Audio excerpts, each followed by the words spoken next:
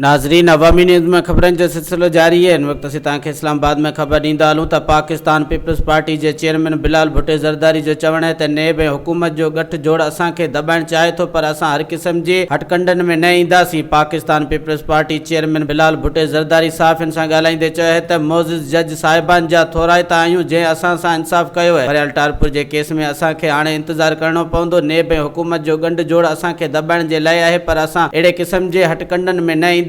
बलावल भुट्टे ज़रदारी चयो त आसिफ ज़रदारी शिकारी है जेको ॿाहिरि अची वियो है। हाणे हू रांदीगरन जे लाइ शिकार कंदो। ही साल हुकूमत जो आख़िरी साल है जॾहिं ईंदड़ साल अवामी हुकूमत ठाही रहंदासीं। नाहिल हुकूमत खे मुल्क हलण नथो अचे। हिन हुकूमत मैशियत ऐं सियासत खे तबाह करे छॾियो है। हिननि खे कश्मीरन जो दिफ़ा करण बि नथो अचे। वाज़े रहे त इस्लामाबाद हाई कोर्ट अॻूणे सदर आसिफ अली ज़रदारी खे तबी बुनियादनि ते ज़मानत मंज़ूर कंदे खेस रिहा करण जो हुक्म ॾेई छॾियो है। वधीक ख़बरनि ऐं तफ़सील जे लाइ विज़िट कयो असांजी वेबसाइट awamiNewsHD.com ऐं ॾिसंदा रहो अवामी न्यूज़ HD।